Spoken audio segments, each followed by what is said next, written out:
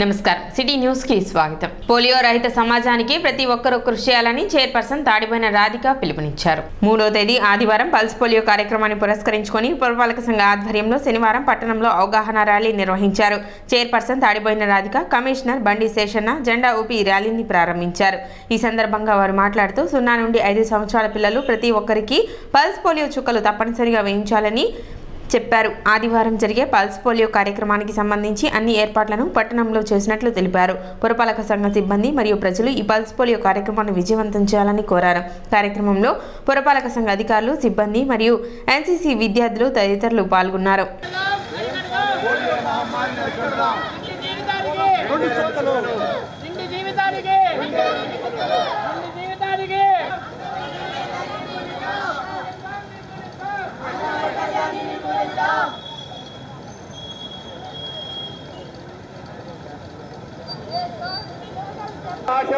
ఆశయము అందులో ఇటువంటి ఉద్యోగ బృందము అందరం కలిసి వచ్చే సైడ్ మొత్తం ర్యాలీ రావాలి।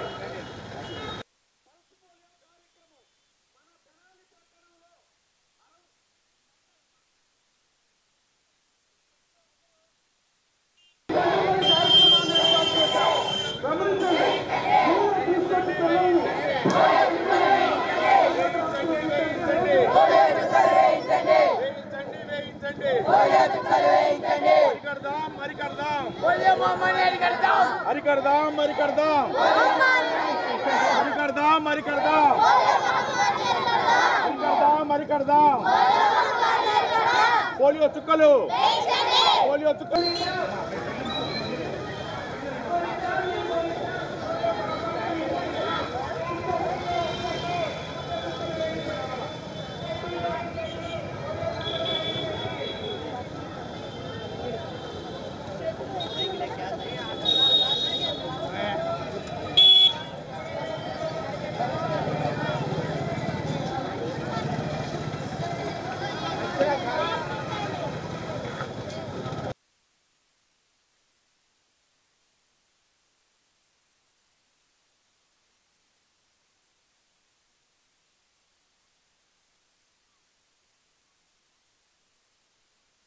రేపటి దినాన ఆదివారం నాడు పల్స్ పోలియో కార్యక్రమం దేశవ్యాప్తంగా జరుగుతుంది।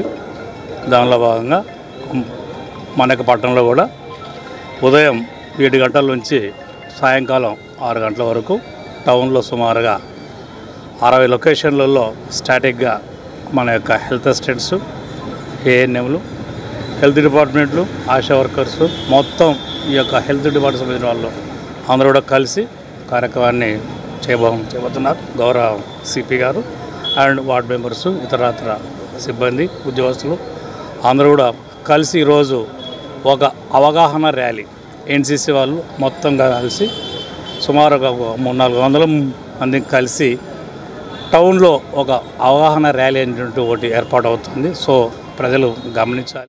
ఈరోజు నా పోలియో డ్రాప్స్ రేపు ఆదివారం అయినా 60 చోట్ల ఏర్పాటు చేయడం జరిగింది। తెనాలిపట్నం ప్రజలందరూ ఈ గొప్ప అవకాశాన్ని ఉపయోగించాలని కోరుకున్నాం। చిన్న బాబు అంటే పుట్టిన బేబీ నుంచి 5 సంవత్సరాల లోపు ఈ పోలియో డ్రాప్స్ అనేది ప్రతి ఒక్కరూ వినియోగించాలని కోరుకుంటున్నాం। వార్డు పర్యటనలో భాగంగా పట్టణ 2వ వార్డులో చైర్పర్సన్ తాడిపోయిన రాధిక 2వ రోజు పర్యటించారు। వార్డులోని శానిటేషన్ పనులను పరిశీలించారు। కాలువల్లో పెరుకుపోయిన వ్యర్థాలను సిబ్బందిచే తొలగింపు చేశారు। ఈ సందర్భంగా ఆమె మాట్లాడుతూ ఈ ప్రాంతంలో డ్రైనేజ్ ప్రధాన సమస్యగా మారిందని అన్నారు। త్వరలోనే సమస్యను పరిష్కరిస్తామని చెప్పారు। అదేవిధంగా ప్రజలు కాలువల్లో వ్యర్థాలను వేయరాదని ఆమె సూచించారు। అదేవిధంగా పట్టణ సుందరీకరణకు ప్రతి ఒక్కరూ సహకరించాలని విజ్ఞప్తి చేశారు। కార్యక్రమంలో వైసీపీ నాయకులు, పురపాలక సంఘ అధికారులు పాల్గొన్నారు।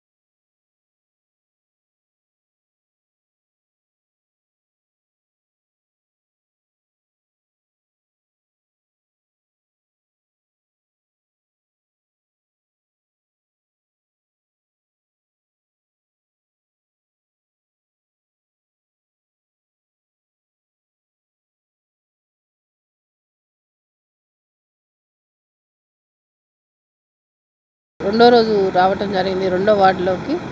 ఈ వార్డు వచ్చి పంట కాలువ అనేది నీళ్లు ఫ్లోయింగ్ లేక ఆగిపోవటం జరిగింది. ఈ చెత్త, ఈ బాటిల్స్, కవర్స్ ఇలాంటి వ్యర్థాలు ఉంటాన పంట కాలువ అనేది ఆగిపోవటం జరిగింది. అవన్నీ తీపిస్తున్నాం. అలానే ప్రజలు కూడా చెప్పడం ఏంటంటే ఈ చెట్లు బాగా పెరిగినాయని కొమ్మలు తొలగించమని అడిగారు. వెంటనే దాని మీద స్పందించాం. అలానే ఖాళీ స్థలాలు ఉన్న వాళ్ళు ఏంటంటే దాన్ని పెద్ద పెద్ద చెట్లు మానులాగా పెరిగిపోయినాయి. దయచేసి వెంటనే వాళ్ళకి చెప్పేది ఏంటంటే ఆ చెట్లని తొలగించమని కోరుకుంటున్నాం. లేదంటే మున్సిపాలిటీ నుంచి నోటీస్ పంపించాల్సి వస్తుంది, యాక్షన్ తీసుకోవాల్సి వస్తుంది. తొందరగా మీరు మాకు సహకరిస్తే ఈ వ్యర్థాలు అనేది వేయకుండా ఉంటే మాకు అనుకూలంగా ఉండేది. మేము తీపిచ్చినా కూడా. అనారోగ్య కారణంగా ఆర్థిక సమస్యలతో బాధపడుతున్న వృద్ధురాలికి టీమ్ యంగ్ జనరేషన్ చేయూతనందించింది. పట్టణ ఐతానగర్కు చెందిన మరియమ్మ అనే వృద్ధురాలు గత కొంతకాలంగా ఒక్కటే జీవనం సాగిస్తుంది. ఈ క్రమంలో అనారోగ్య సమస్యలు తలెత్తడంతో పోషణ కష్టతరంగా మారిన నేపథ్యంలో టీమ్ యంగ్ జనరేషన్ సభ్యులు ముందుకు వచ్చి వారి యొక్క దాతృత్వాన్ని చాటుకున్నారు. ఆమెకు నెలకు సరిపడా బియ్యం మరియు నిత్యావసర సరుకులను అందజేశారు. భవిష్యత్తులో కూడా మరియమ్మకు తమ టీం తరపు నుండి అవసరమైన సేవలను అందిస్తామని టీమ్ యంగ్ జనరేషన్ సభ్యులు తెలిపారు. కార్యక్రమంలో సాదిక్ మరియు టీమ్ యంగ్ జనరేషన్ సభ్యులు పాల్గొన్నారు. ఈరోజు గుంటూరు జిల్లా తెనాలి పట్టణంలోని ఐతానగర్లో నివసిస్తున్న మరియమ్మ అనే 70 ఏళ్ల వృద్ధురాలికి ఎన్నో రోజుల నుంచి గత కొంతకాలంగా అనారోగ్యంతో ఇబ్బంది పడుతున్నారు. అలానే ఆవిడ ఉంటున్న చిన్న గుడిసెలో ఆవిడకి బియ్యానికి కానీ సరుకులకి కానీ ఎంతో ఇబ్బంది ఉందని మా దగ్గరికి సమాచారం రావటం వలన ఈరోజు మేము వెంటనే స్పందించి మా యంగ్ జనరేషన్ టీం ఆధ్వర్యంలో ఈవిడికి ఈరోజు 25 కేజీల బియ్యం బస్తా అలానే ఒక నెలవారీ సరుకులు ఇవ్వటం జరిగింది. ఇప్పుడనే కాదు, రానున్న రోజుల్లో కూడా మరియమ్మ గారికి ఎటువంటి అవసరం ఉన్నా సరే మా యంగ్ జనరేషన్ టీం ఎల్లప్పుడూ తోడుంటుందని తెలియజేస్తున్నాను. టీడీపీ ఒక క్రమశిక్షణ కలిగిన పార్టీ అని, నియోజకవర్గంలో ఎలాంటి సమస్య వచ్చినా తనకు నాదెండ్ల మనోహర్, ఆలపాటి రాజేంద్ర ప్రసాద్ దృష్టికి తీసుకురావాలని కార్యకర్తలను డాక్టర్ పెమ్మసాని చంద్రశేఖర్ కోరారు. తెనాలిలోని స్థానిక నియోజకవర్గం పార్టీ కార్యాలయంలో శుక్రవారం జరిగిన సమావేశానికి టీడీపీ నాయకులు డాక్టర్ పెమ్మసాని చంద్రశేఖర్ హాజరయ్యారు. కార్యక్రమంలో ముందుగా ఆలపాటి రాజేంద్ర ప్రసాద్ మాట్లాడుతూ ఎన్నికలకు మరో 50 రోజులే సమయం ఉన్నందున ప్రతి ఒక్క కార్యకర్త సమిష్టి కృషితో పనిచేయాలని కోరారు. త్వరలో ఎంపీ, ఎమ్మెల్యే అభ్యర్థులు పట్టణంలోని 40 డివిజన్లో పర్యటిస్తారని ఈ సందర్భంగా ఆయన తెలిపారు.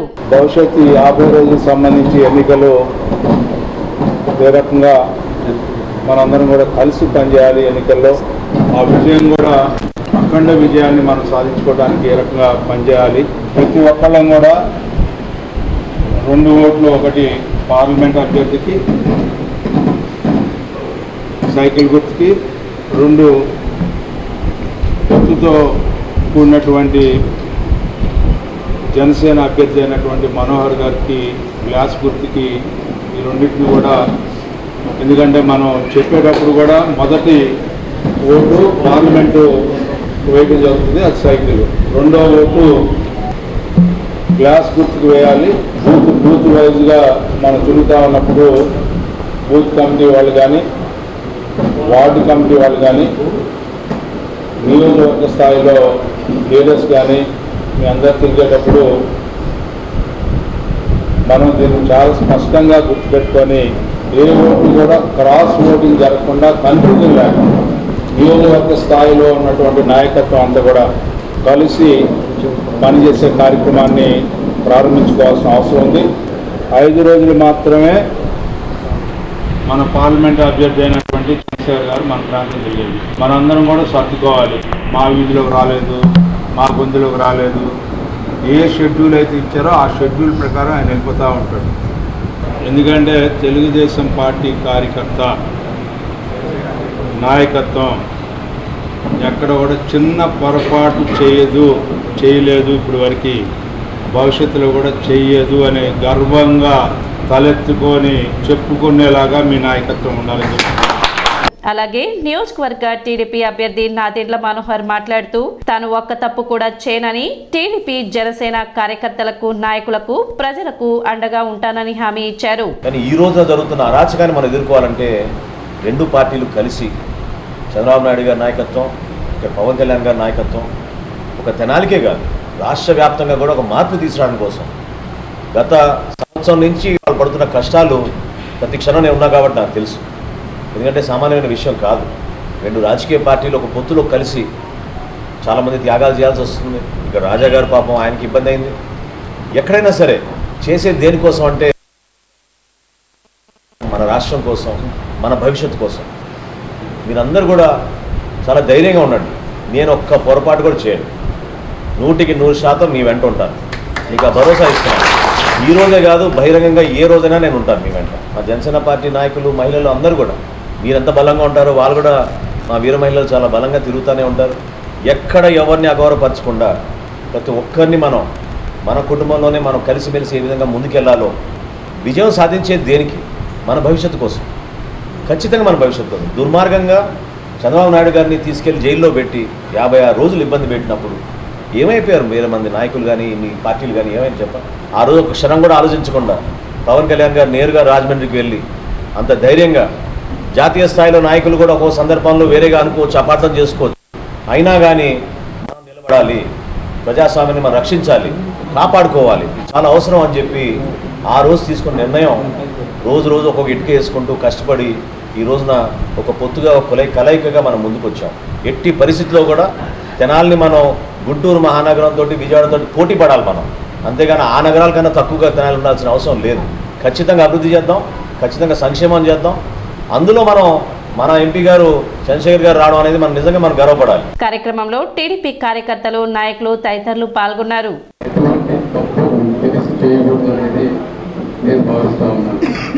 కాబట్టి ఇప్పుడు జరిగేటువంటి రాజకీయంలో ఎన్నో కుతంత్రాలు జరుగుతారు, ఎన్ని అస్త్రాలు వాడాలా అన్ని వాడతారు. అయినప్పటికీ కూడా మీరందరూ అద్భుతంగా పనిచేసి, కలిసికట్టుగా పనిచేసి మన పేరు, మన నీతి, నిజాయితీని నిలబెట్టాలి. మీకేమన్నా తెలిసినా కూడా నా దృష్టికి కానీ, మనోహర్ గారి దృష్టికి కానీ, రాజా గారి దృష్టికి కానీ తీసుకువెళ్ళి దీన్ని ముందే పరిష్కరించుకోవాలి. అదేవిధంగా నేను మనోహర్ గారికి కోరుకునేది ఏంటంటే, మీరు రేపు అధికారంలోకి వచ్చిన తర్వాత మీరు గ్యారంటీ గెలుస్తారు. చేసిన ప్రతి కార్యకర్తని మీ ఇంటి మనిషిలాగా గుర్తుపెట్టుకుని వాళ్ళకి అందుబాటులో ఉండాలని, వాళ్ళకి చేయాల్సినవన్నీ చేయాలని మిమ్మల్ని నేను రిక్వెస్ట్ చేస్తాను. అందరూ కలిసికట్టుగా పనిచేసి తెనాలి నియోజకవర్గాన్ని అభివృద్ధి పరుచుకుందామని జనసేన పిఎస్సి చైర్మన్ నాదెండ్ల మనోహర్ అన్నారు. తెనాలి పట్టణ వాసవి యూత్ విభాగం నుండి పృథ్వీ ఆధ్వర్యంలో పలువురు జనసేన పార్టీలో చేరారు. నాదెండ్ల మనోహర్ వారికి పార్టీ కండువా కప్పి పార్టీలోకి ఆహ్వానించారు. ఎన్నో సేవా కార్యక్రమాలు చేసే వాసవి యూత్ నుండి జనసేనలో చేరడం శుభ పరిణామమని, రానున్న ఎన్నికల్లో పార్టీ విజయానికి అందరూ కృషి చేయాలని నాదెండ్ల మనోహర్ తెలిపారు. కార్యక్రమంలో జనసేన నాయకులు, కార్యకర్తలు పాల్గొన్నారు.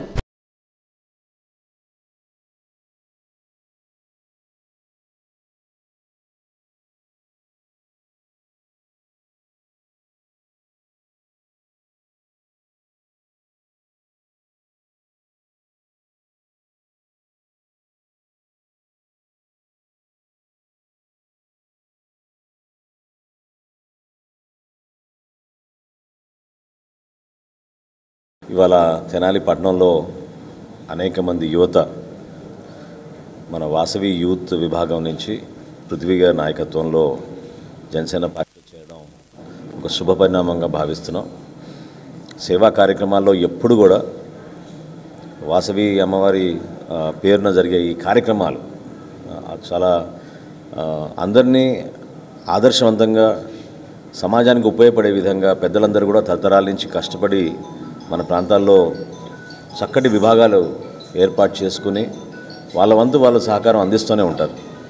అనేక పేదవారిని అనేక కార్యక్రమాలు చేస్తూ వాళ్ళు తెనాలి పట్టణంలో కానివ్వండి, ఇతర ప్రాంతాల్లో కానీ రాష్ట్రంలో ఎప్పుడు కూడా వెనకాడకుండా ఒక మంచి సేవాభావం అనేది యువతలో కూడా ఆ విధంగా తీసుకురావడం మనం అందరం కూడా అదృష్టంగా భావించాలి.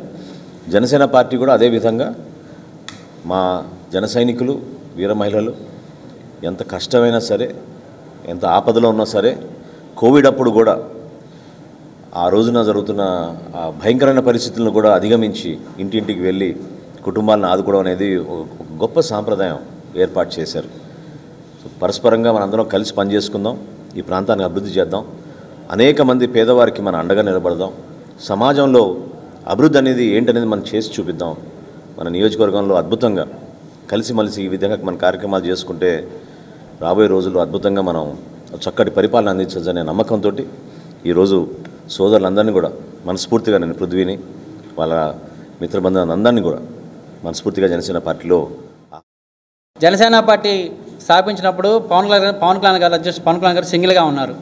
మనోహర్ గారు జాయిన్ అయిన తర్వాత పార్టీ విధి విధానాలు కానీ ఏదైనా సరే మాకు కొత్తగా వచ్చిన ఒక పార్టీ మన అధ్యక్షులు పవన్ కళ్యాణ్ గారు వచ్చినప్పుడు మనోహర్ గారు జాయిన్ అయినప్పుడు ఆ ఉత్సాహం ఆ ఊపు చాలా వెరైటీగా ఉన్నది. ఎందుకంటే ఈరోజు తెనాలి పట్టణంలో జనసేన పార్టీ నిలబడినా జనసేన పార్టీ రేపు రూలింగ్లో మనోహర్ గారు గెలిచి 30,000 నుంచి 50,000 మెజార్టీ వచ్చేలాగా ప్రతి ఒక్కరు కూడా కష్టపడతారని, మరి ఎవరైతే అన్నారో అలాంటి వాళ్ళు కూడా మళ్ళా మన పార్టీలోకి వచ్చేటట్టుగా చూసి ప్రతి ఒక్కరు కూడా న్యాయం చేస్తారని సార్ తరపున, మరియు ఈ రోజు నుంచి ఎలక్షన్ అయ్యేంత వరకు కూడా మనోహర్ గారు చుట్టూతోనే ఉండి కనీసం 30,000 మెజార్టీ తెచ్చేదాకా నిద్రపోకుండా చేస్తాననేది గట్టిగా చెప్పదు.